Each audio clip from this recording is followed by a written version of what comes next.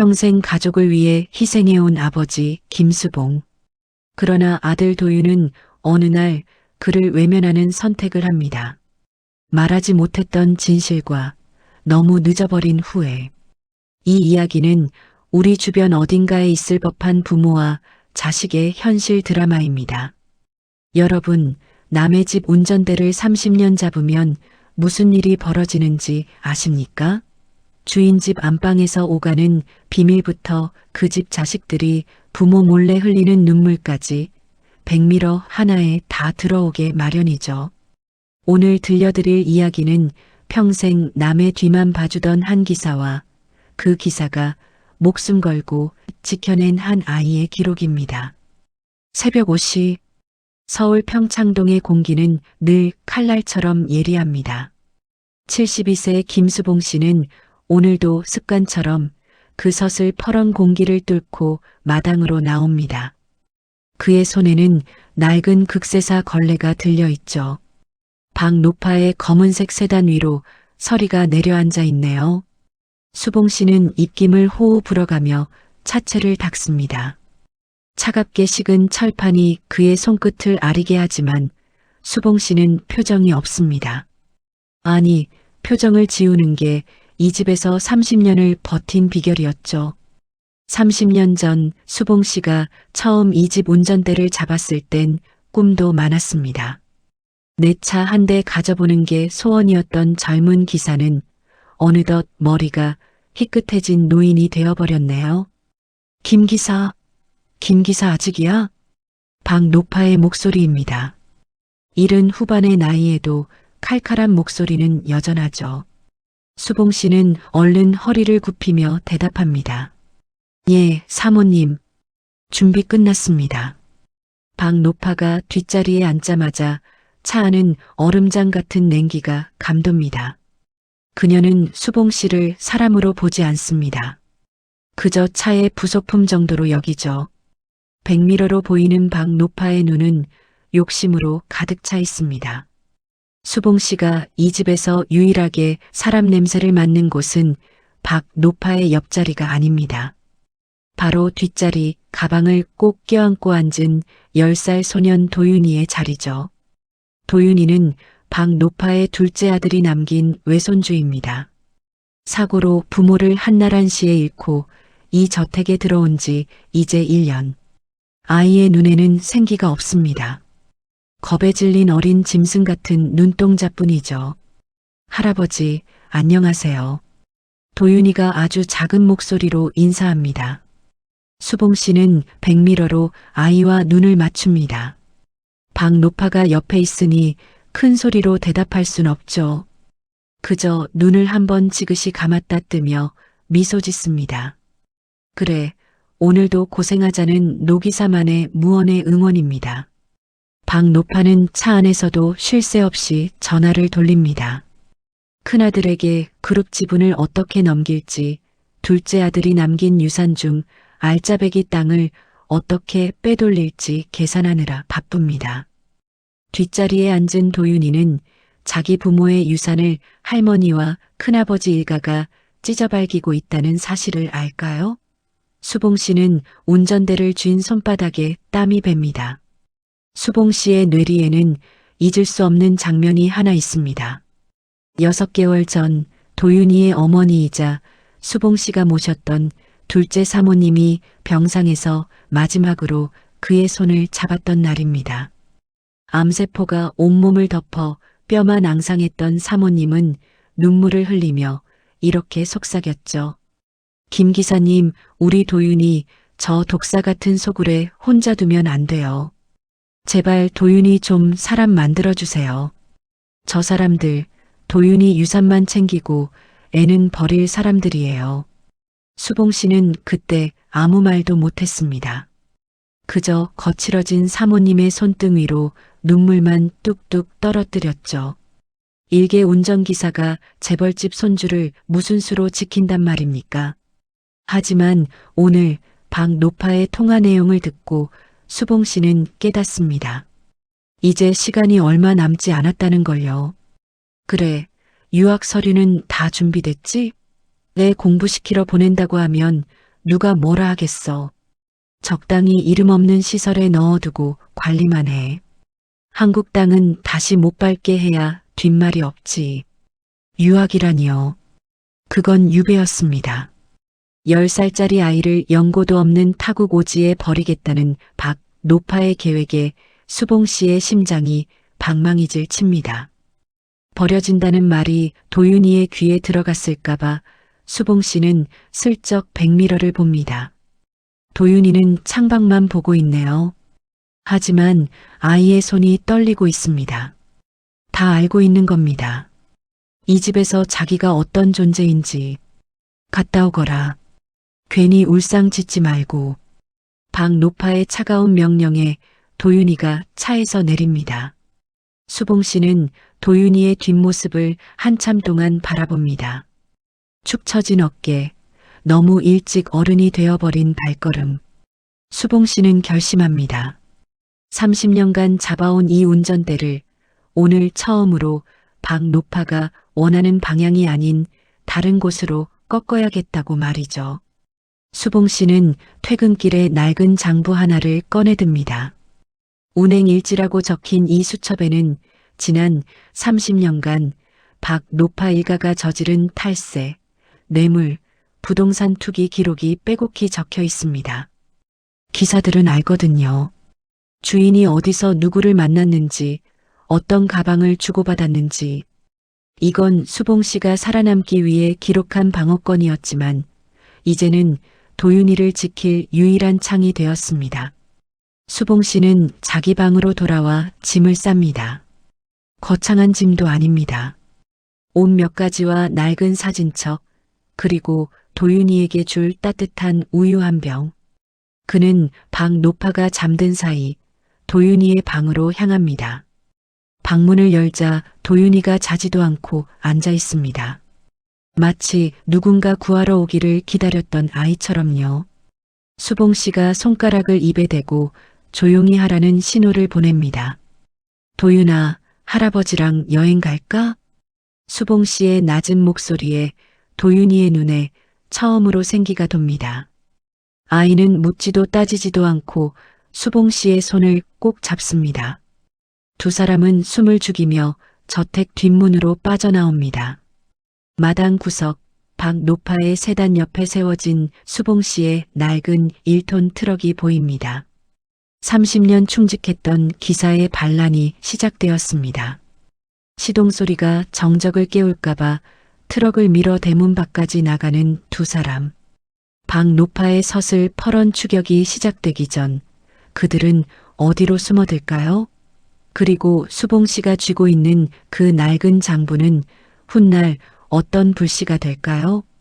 도윤아, 꽉 잡아라. 이제 할아버지가 내 인생의 핸들을 잡았다. 트럭의 시동이 걸리고 평창동 저택이 백미러 속에서 점점 작아집니다. 하지만 이건 끝이 아니라 20년 뒤를 기약하는 거대한 복수의 서막이었습니다.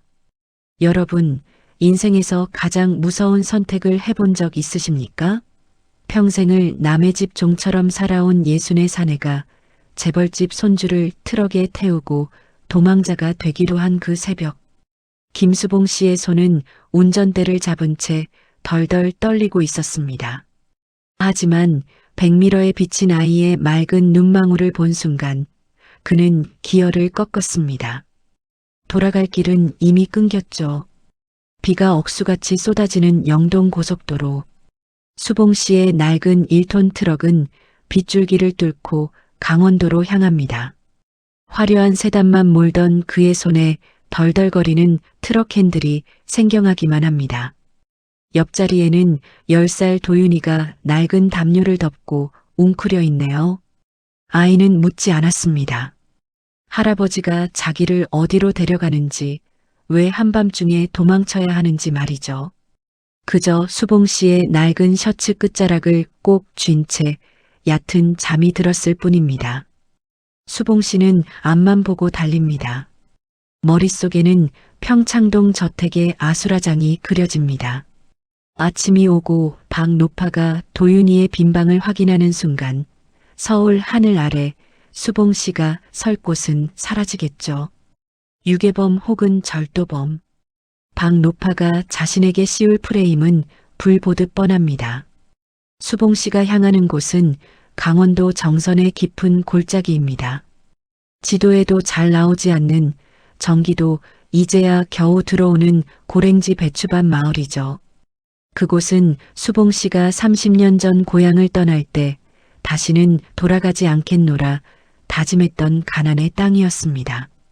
그런데 아이러니하게도 그 가난한 땅이 이제는 도윤이를 지켜줄 유일한 요새가 되었습니다. 어느덧 새벽 4시, 트럭이 비포장도로에 들어서자 차체가 심하게 요동칩니다. 잠에서 깬 도윤이가 큰 눈을 깜빡이며 묻습니다. 할아버지, 여기 어디예요? 이제 집에 안 가요? 수봉 씨는 마른 침을 삼킵니다.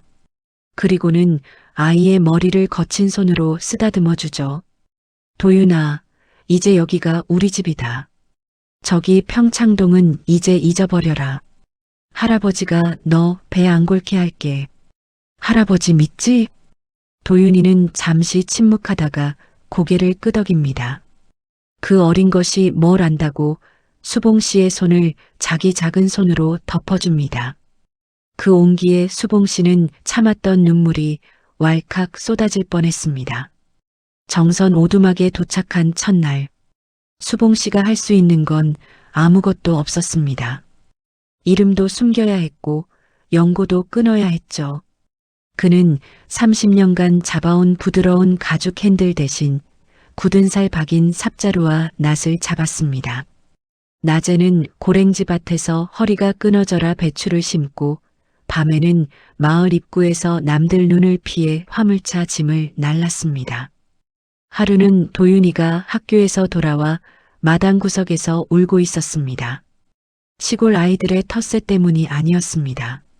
일하다 손톱이 다 빠진 수봉 씨의 손을 보고 속상해서 울고 있었던 거죠. 할아버지, 나 공부 안 해도 돼요. 나도 할아버지랑 밭일 갈래요. 할아버지 아픈 거 싫단 말이야. 수봉 씨는 도윤이를 품에 안았습니다. 흙먼지 냄새와 땀 냄새가 밴 낡은 작업복 안에서 도윤이는 엉엉 울음을 터뜨렸습니다. 수봉 씨는 그때 다짐했습니다. 이 아이만큼은 남의 밑에서 기어다니는 삶을 살게 하지 않겠노라고. 흙을 파서라도 피를 팔아서라도 이 아이의 머리에는 지식을 채워주겠노라고 말이죠. 하지만 평온은 오래가지 않았습니다. 탈출 1년째 되던 어느 날 마을 입구에 검은색 고급 세단 2대가 나타납니다. 먼지를 풀풀 날리며 산길을 올라오는 그 차들을 보는 순간 수봉 씨는 직감했습니다. 박노파가 보낸 사냥개들이 결국 냄새를 맡았다는 것을요. 봉 씨는 도윤이를 다급히 뒷방 벽장 속으로 밀어 넣었습니다. 그리고는 품속에 늘 지니고 다니던 비밀 장부를 꺼냈습니다. 박노파 일가의 비리가 고스란히 적힌 그 수첩. 수봉 씨는 수첩의 몇 페이지를 찢어 도윤이의 주머니에 쑤셔 넣었습니다. 도윤아, 절대로 나오지 마라. 숨소리도 내지 마. 만약 할아버지가 없어져도 이 종이 절대 버리지 말고 나중에 큰 사람 돼서 꼭 열어봐야 한다. 알겠니? 박노파의 하수인이 거만하게 방으로 들어섭니다. 그는 수봉 씨의 멱살을 잡고 바닥으로 내동댕이 칩니다. 이 늙은이가 겁도 없이 상전의 귀한 손주를 빼돌려 도윤 도련님 어디 있어? 당장 안 내놔? 수봉 씨는 피가 섞인 침을 뱉으며 웃었습니다. 평생 굽실대던 그가 처음으로 고개를 꼿꼿이 쳐들고 사냥개들의 눈을 똑바로 응시합니다. 수봉 씨는 알고 있었습니다. 여기서 무너지면 도윤이는 다시 그 지옥 같은 평창동으로 끌려가 유령처럼 살게 될 것이므려. 그는 마지막 도박을 하기로 합니다. 아이를 지키기 위해 자신을 기꺼이 먹잇감으로 던지기로 한 것이죠. 여러분, 이제 수봉 씨는 어떤 선택을 할까요? 도윤이를 벽장 뒤에 숨긴 채 자신은 박노파에게 끌려가 죽음을 맞이하게 될까요? 아니면 그가 30년 동안 기록한 그 장부의 위력이 여기서 발휘될 수 있을까요? 빗줄기가 다시 거세집니다. 수봉 씨는 차가운 바닥에 짓눌린 채 벽장 너머에서 숨죽여 울고 있을 아이를 생각합니다. 도윤아, 할아버지는 괜찮다. 너만 살아남는다면 할아버지는 여기서 죽어도 여한이 없다. 과연 도윤이는 이 위기를 넘기고 수봉 씨의 바람대로 성장할 수 있을까요? 20년 뒤 서울 한복판에서 벌어질 거대한 반전의 서막이 이제 막 오르려 합니다. 여러분, 가장 깊은 사랑은 때로 가장 아픈 이별을 선택합니다. 내 자식이 내 핏줄이 아니어도 목숨보다 귀하게 여기는 마음. 그게 우리네 할아버지, 할머니들의 마음 아니겠습니까? 정선의 설이 내린 배추밭에서 수봉 씨는 인생의 마지막 핸들을 꺾었습니다. 도윤이를 살리기 위해 자신을 기꺼이 지옥으로 던진 그날의 이야기입니다. 박노파의 사냥개들이 수봉 씨의 멱살을 잡고 마당을 질질 끕니다. 흙바닥에 얼굴이 긁히고 낡은 셔츠가 찢겨나가도 수봉 씨는 신음소리 하나 내지 않습니다. 그의 온 신경은 오직 뒷방 벽장 너머에 집중되어 있죠. 그곳엔 숨죽여 울고 있을 10살 도윤이가 있습니다. 아이의 거친 숨소리가 새어나올까봐 수봉 씨는 일부러 더 크게 소리를 지릅니다. 이놈들아, 도윤이는 벌써 이 강물에 떠내려갔다. 죽었다고. 사모님이 불쌍해서 내가 데려왔는데 그 어린 것이 병을 못 이기고 죽었단 말이다. 거짓말이었습니다. 아이를 포기하게 하려는 수봉 씨의 마지막 도박이었죠. 박노파의 하수인은 수봉 씨의 배를 걷어차며 소리칩니다. 거짓말 마. 시체라도 내놔. 수봉 씨는 피 섞인 웃음을 흘리며 품에서 낡은 수첩을 꺼내 보입니다. 30년의 기록, 그 운행 일지입니다. 이거 보이느냐? 박노파가 그동안 저지른 짓들, 여기 다 적혀 있다. 나를 죽이면 이 장부가 바로 경찰서로 가게 해놨어. 아이를 찾지 마라. 그럼 나도 이 입을 다물어 주마. 결국 하수인들은 수봉 씨를 차에 태워 압송합니다. 장부의 존재 때문에 죽이지는 못하지만 평생 빚도 안 드는 곳에 썩게 만들겠다는 협박과 함께였죠. 차가 멀어지는 소리를 들으며 벽장 속에서 기어나온 도윤이는 텅 빈 마당에 주저앉아 통곡합니다. 수봉 씨가 마지막으로 쥐어준 장부의 낱장들, 그리고 트럭 밑에 숨겨둔 낡은 비닐봉지 하나가 아이의 전부였습니다. 그로부터 10년이 흘렀습니다. 수봉 씨는 박노파의 농간으로 억울한 옥살이를 하며 몸이 망가질 대로 망가졌습니다. 하지만 감옥 안에서도 그는 매일 아침 창밖을 보며 기도했습니다. 도윤아, 살아야 한다. 공부해서 꼭 저들의 머리 꼭대기에 서야 한다. 그 마음이 닿았던 걸까요? 도윤이는 수봉 씨가 숨겨둔 비상금과 장부 낱장들을 품고 서울로 올라가 밤낮 없이 일하며 공부했습니다. 도윤이는 낮에는 배달을 하고 밤에는 코피를 쏟아가며 책을 봤습니다. 할아버지 수봉 씨가 남긴 장부 속 이름들을 하나하나 외웠죠. 저들이 누구에게 뇌물을 줬는지, 어떤 땅을 불법으로 샀는지, 그것은 도윤에게 단순한 원한이 아니라 세상을 이길 무기였습니다. 어느 추운 겨울날 도윤이는 수봉 씨가 갇힌 교도소를 찾아갑니다. 하지만 박노파의 감시 때문에 면회조차 거절당하죠. 도윤이는 교도소 담장 밖에서 수봉 씨가 있는 방향을 향해 큰 절을 올립니다. 이제 20살이 된 청년의 어깨는 수봉 씨를 닮아 듬직해져 있었습니다. 할아버지, 저 이제 떠나요. 미국으로 가서 더 큰 힘을 키워올게요. 조금만 더 버텨주세요. 제가 반드시 할아버지 모시러 올게요. 평창동 그 집, 제가 할머니 발밑에서 뺏어올게요. 다시 또 10년. 강산이 2번 변한다는 20년의 세월이 흘렀습니다. 정선 배추밭의 어린 소녀는 이제 월스트리트의 전설적인 투자자가 되어 한국 땅을 밟습니다. 이름도 겉모습도 바뀌었지만 가슴속에 품은 낡은 장부 조각만큼은 예전 그대로입니다. 박노파의 그룹은 겉으론 화려하지만 속은 썩어 문드러져 있었습니다.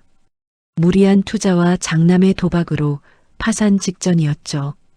박노파는 자존심도 버린 채 해외 거대 자본을 찾아 구걸하기 시작합니다. 그리고 그 앞에 나타난 투자자 다니엘 바로 최도윤이었습니다. 도윤은 싸늘한 미소를 짓습니다. 박노파는 제 눈앞에 이 청년이 자기가 버렸던 손주라는 사실을 꿈에도 모릅니다.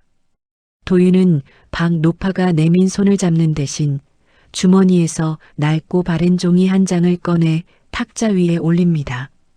20년 전 수봉 씨가 찢어주었던 박노파의 비자금 세탁 기록이 적힌 그 운행일지 조각이었습니다. 박 회장님, 이 글씨 기억나십니까? 20년 전 사라진 당신의 운전기사가 목숨 걸고 쓴 일기장 말입니다. 박노파의 안색이 종이장처럼 하얗게 질립니다. 도윤은 의자에 깊숙이 몸을 기대며 박노파를 내려다봅니다. 이제 전세는 역전되었습니다. 칼자루를 쥔 쪽은 도윤이었죠. 하지만 도윤에게 복수보다 더 급한 것이 있었습니다. 바로 20년 전 자기를 위해 지옥으로 걸어 들어간 할아버지 수봉 씨를 찾는 일이었습니다. 여러분, 도윤이는 과연 할아버지를 다시 만날 수 있을까요? 20년의 세월은 너무나 길었습니다. 수봉 씨는 박노파의 핍박 속에서도 살아남아 손주를 기다리고 있을까요? 아니면 이미 차가운 흙 아래 잠들어 도윤의 성공을 지켜보고 있을까요? 도윤은 수봉 씨가 마지막으로 목격되었다는 지방의 한 요양원으로 차를 멉니다. 손등 위로 눈물이 떨어집니다. 할아버지, 제발 살아만 계세요. 여러분, 하늘이 무너져도 솟아날 구멍은 있다고 하죠. 하지만 그 구멍은 그냥 생기는 게 아닙니다.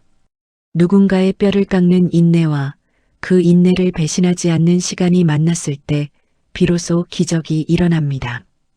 20년 전 낡은 트럭에 실려 쫓겨났던 그 아이가 이제 수조원의 자본을 움직이는 거물이 되어 돌아왔습니다. 그리고 그의 곁에는 평생 남의 차 문만 열어주던 한 노인이 서 있습니다. 충북의 어느 이름 없는 요양원 뒷마당. 허리가 기역자로 굽은 한 노인이 휠체어에 앉아 노을을 바라보고 있습니다. 한때 거구의 회장을 업어 나르던 탄탄한 어깨는 간대없고 헐렁한 환자복만이 그 자리를 대신하고 있네요. 박노파의 감시 속에 이름도 없이 302호 할아버지로 불리며 썩어갔던 세월. 김수봉 씨입니다. 그때 요양원 마당으로 은빛 광택이 눈부신 최고급 세단 한 대가 들어섭니다. 노인은 눈이 침침한지 미간을 찌푸리며 차를 바라보죠. 평생 차를 닦고 몰았던 감각이 남았는지 본능적으로 중얼거립니다. 좋은 차네. 우리 도윤이가 이런 차를 타야 하는데.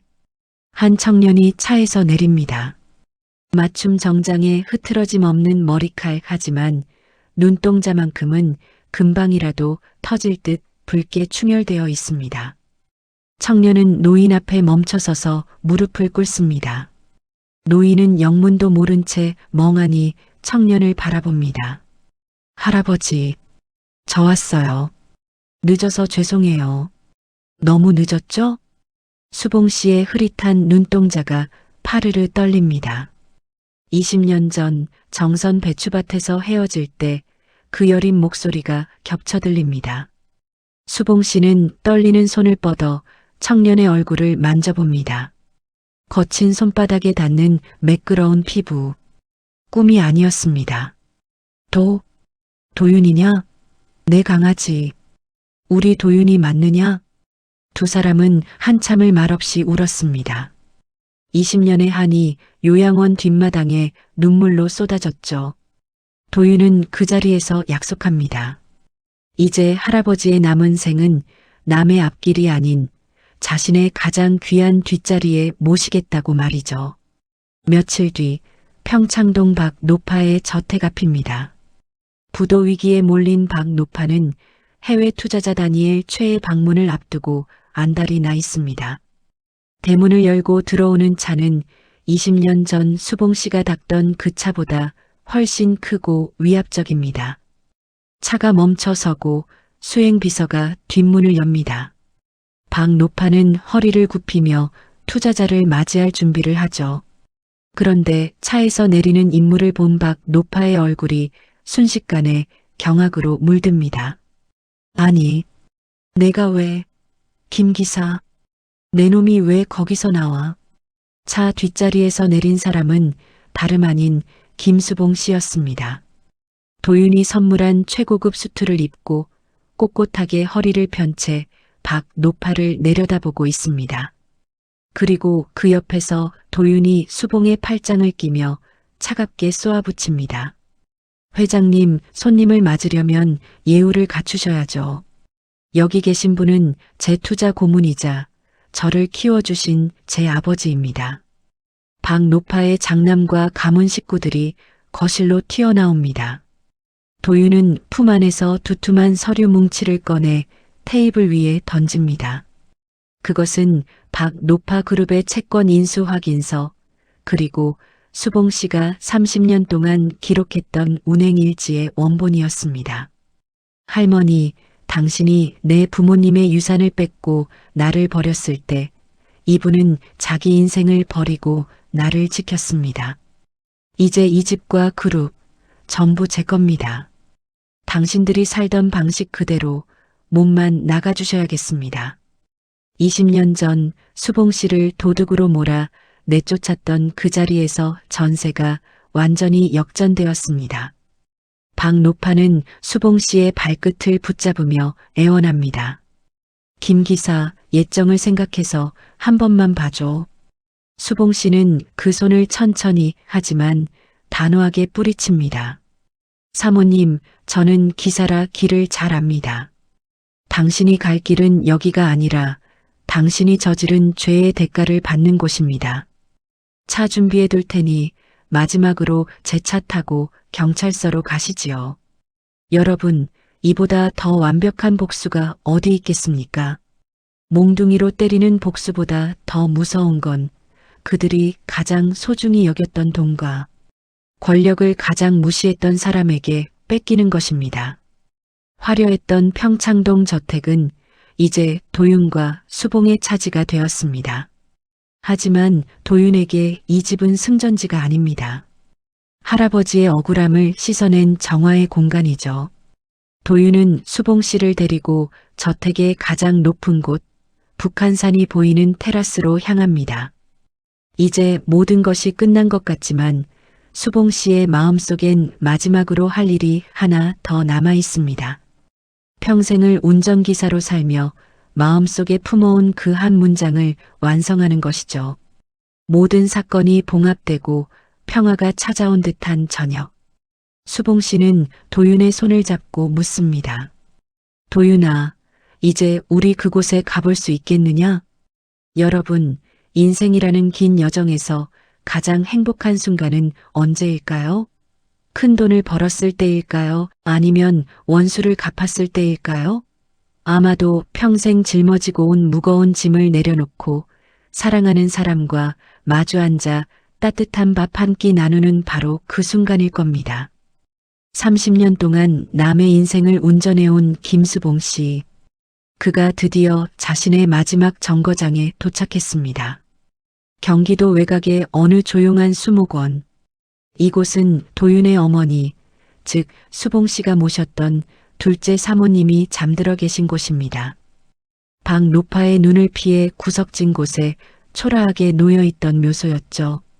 도윤은 가장 먼저 이곳을 정비했습니다. 화려하진 않지만 사모님이 생전에 좋아하시던 들꽃들이 가득 피어난 약속의 정원으로 말입니다. 수봉 씨는 도윤이 밀어주는 휠체어에 앉아 천천히 정원을 둘러봅니다. 이제는 죄수복도 초라한 요양원복도 아닙니다. 깨끗하게 다려진 면바지에 포근한 가디건을 걸친 모습이 제법 중후한 어르신 같습니다. 수봉 씨의 시선이 사모님의 비석 앞에서 멈춥니다. 사모님, 저 왔습니다. 조금 늦었지요? 혼자 두어서 참으로 죄송합니다. 수봉 씨는 떨리는 손으로 비석을 어루만집니다.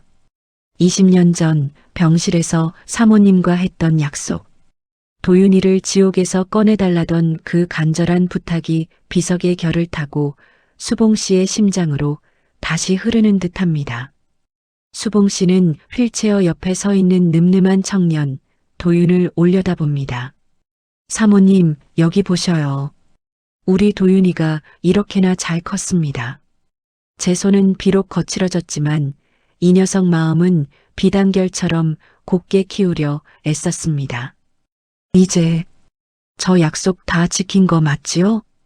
도윤은 수봉 씨의 무릎 위에 작은 가방 하나를 올려둡니다. 그 안에는 수봉 씨가 평생 보물처럼 간직해온 이제는 너덜너덜해진 그 운행일지가 들어 있습니다. 도윤은 그 장부를 천천히 넘겨봅니다. 앞장에는 박 노파의 비리들이 적혀 있지만 뒤로 갈수록 일지는 전혀 다른 내용으로 채워져 있었습니다. 6월 15일 도윤이가 처음으로 받아쓰기 100점을 맞았다. 기특해서 배추밥 밑에 숨겨둔 사탕을 꺼내주었다. 9월 20일 도윤이 신발이 작아졌다. 밤새 대리운전을 해서 새 신을 사줘야겠다. 할아버지, 이 일지엔 할아버지 인생은 없고 제 인생만 있네요. 수봉 씨는 쑥스러운 듯 허허 웃습니다. 그에게 운행일지는 단순한 기록이 아니었습니다. 도윤이라는 아이의 인생이 올바른 길로 가고 있는지 확인하는 지침서였죠. 평생 남의 차 뒷자리만 살피던 눈으로 수봉 씨는 오직 한 아이의 앞날만을 살폈던 겁니다. 도윤아, 기사는 말이다. 목적지에 도착하면 핸들을 놓는 법이란다. 내 인생의 핸들은 30년 전에 이미 내게 넘겨줬어. 내가 잘 달리는 걸 보는 게 내 운전의 끝이었지. 이제 나는 뒷자리에 앉아 경치나 좀 구경하련다. 이제 평창동 저택의 주인은 도윤이 되었습니다. 하지만 도윤은 그곳을 화려한 권력의 장소로 쓰지 않습니다. 수봉 씨와 같은 은퇴한 기사들, 평생 고생만 한 가사 도우미들이 쉴 수 있는 쉼터를 만들기로 했죠. 수봉 씨는 그곳의 고모님으로 불리며 아이들에게 옛날 이야기를 들려주는 인자한 할아버지가 되었습니다. 해질녘 수봉 씨와 도윤은 저택 테라스에 나란히 앉았습니다. 수봉 씨의 손에는 더 이상 걸레나 핸들이 들려있지 않습니다. 대신 도윤이 정성껏 우린 따뜻한 찻잔이 들려있죠. 수봉 씨는 붉게 물드는 노을을 보며 깊은 숨을 내뱉습니다. 참, 하늘이 곱구나. 평생 앞만 보고 운전하느라 노을이 이렇게 예쁜 줄도 모르고 살았네. 고맙다, 도윤아. 할아버지 인생의 마지막 풍경을 이렇게 아름답게 만들어줘서. 도윤은 대답 대신 수봉 씨의 거친 손을 꼭 맞잡습니다. 피 한 방울 섞이지 않았지만 세상 그 어떤 부자보다 진한 정이 두 사람 사이를 흐릅니다. 20년 전 정선 새벽길을 달리던 낡은 트럭은 멈췄지만 그들이 함께 일궈낸 사랑의 여정은 이제 새로운 시작을 맞이하고 있습니다. 여러분, 오늘 이야기는 여기서 끝이 납니다. 혹시 지금 소중한 사람과의 약속을 잊고 살진 않으십니까? 혹은 내 희생이 아무 의미 없다고 느껴지지는 않나요? 기억하십시오.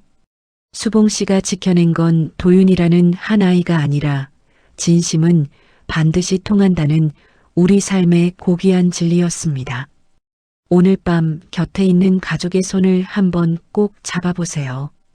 고생했다. 고맙다 이 한마디가 누군가에겐 20년을 버틸 힘이 될지도 모릅니다. 지금까지 시청해 주셔서 감사합니다.